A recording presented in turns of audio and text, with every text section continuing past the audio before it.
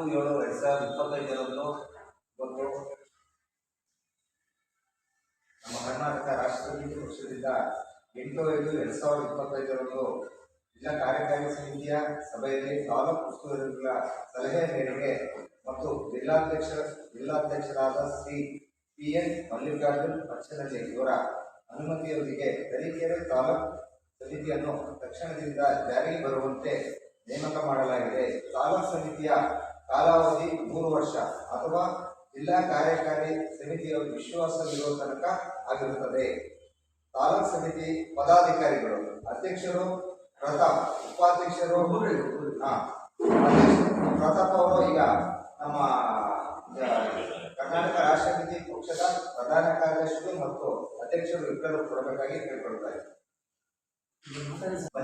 ಇದೊಂದು photo shoot ಮಾಡ್ಕೊಳ್ಬೇಕು.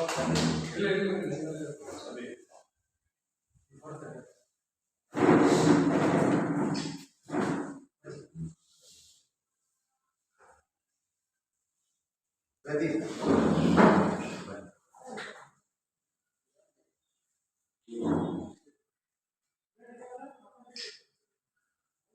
ಉಪಾಧ್ಯಕ್ಷರು ಸಚಿನ್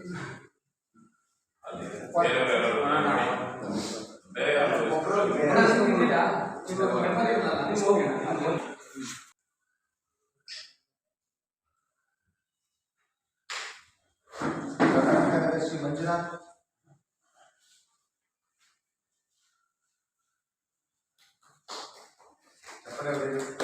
ಕಾರ್ಯದರ್ಶಿ ಪ್ರೇಮ್ ಕುಮಾರ್, ಕಾರ್ಯದರ್ಶಿ ಗುರುಪ್ರಸಾದ್,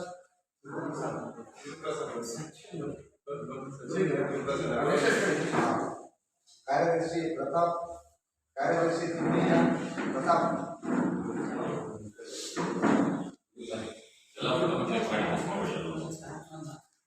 ಸೈಡ್ ಆಗಿ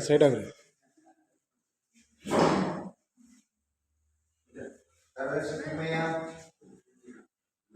ಸಂಘಟನಾ ಕಾರ್ಯದರ್ಶಿ ಇಮ್ರಾನ್ ಪಾಷಾ,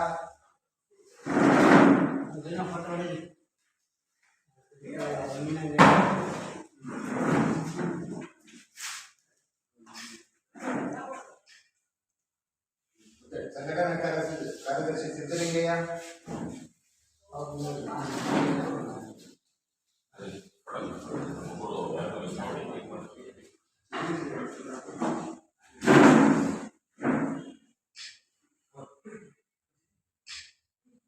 ಸಂಘಟನಾ ಕಾರ್ಯದರ್ಶಿ ಪುಂಡಲಿಕ,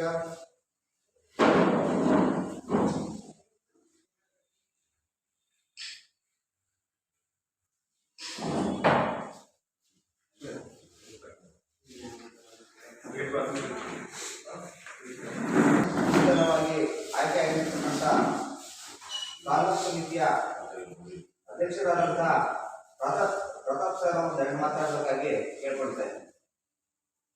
ಎಲ್ಲರಿಗೂ ನಮಸ್ಕಾರ. ಭ್ರಷ್ಟಾಚಾರ ಮತ್ತು ಈ ಭ್ರಷ್ಟಾಚಾರವನ್ನು ನೋಡಿ ನಾವಲ್ಲಿ ಬೇಸತ್ತು ಹೋಗ್ಬಿಟ್ಟಿದ್ದು.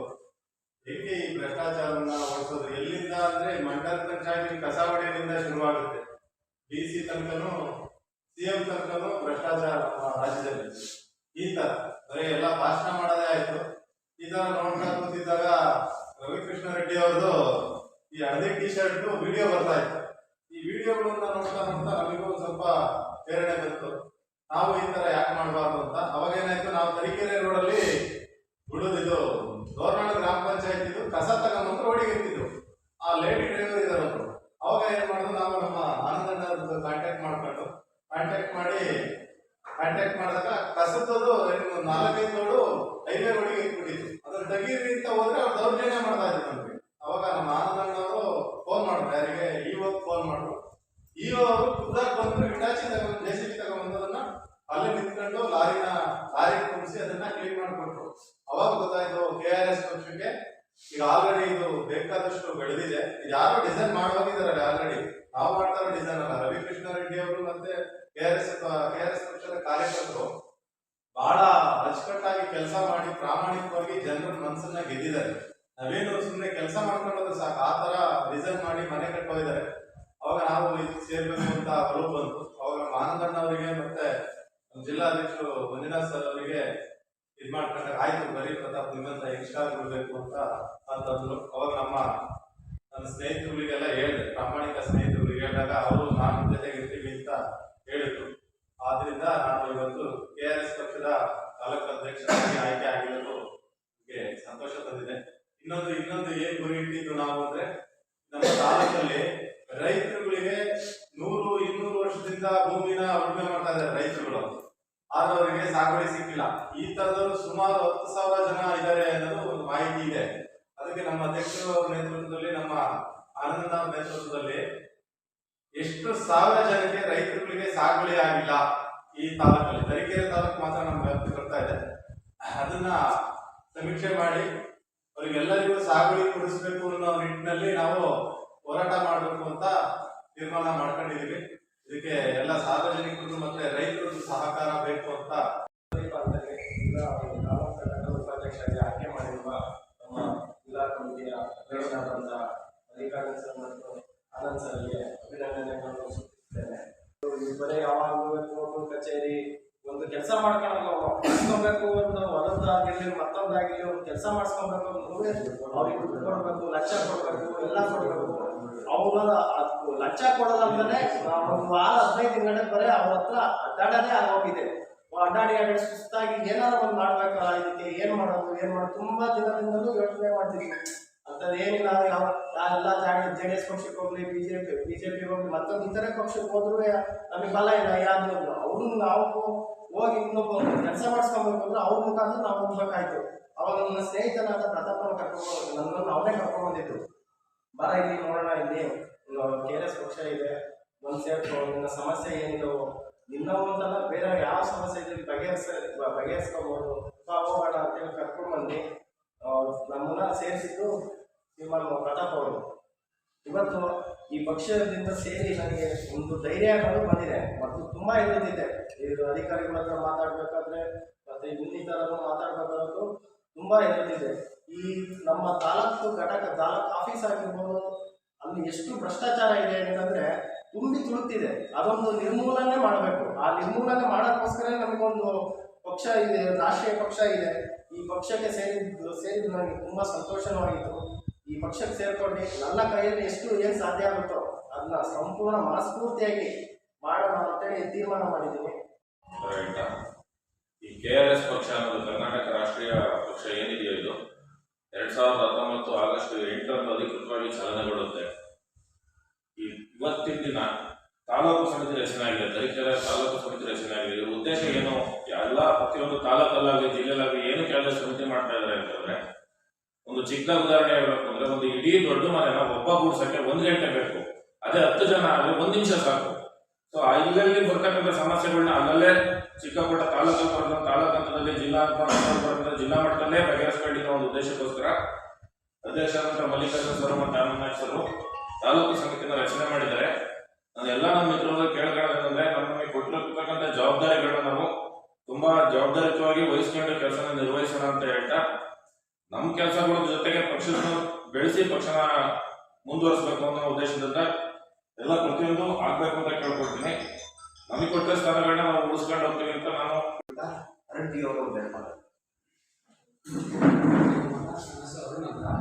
ನಾವು ರವಿಕೃಷ್ಣ ರೆಡ್ಡಿ ಅವ್ರನ್ನ ನೋಡಿದ್ದು ಪಕ್ಷ ಕಟ್ಟೋಕ್ಕೂ ಮುಂಚೆನೇ ನಾವು ನೋಡಿದ್ವಿ. ಯಾಕೆಂದ್ರೆ ನಾವು ರೈತ ಸಂಘದಲ್ಲಿದ್ದಾಗ ಅವ್ರಿಗೆ ಒಂದ್ಸಲ ಬಂದಿದ್ರು, ನಮ್ಮ ತರೀಕೆರೆ ತಾಲೂಕಿಗೆ ಬಂದು ನಮ್ಮ ನೀರಾವರಿ ಹೋರಾಟಕ್ಕೆಲ್ಲ ತುಂಬಾ ಸಪೋರ್ಟ್ ಮಾಡಿದ್ರು.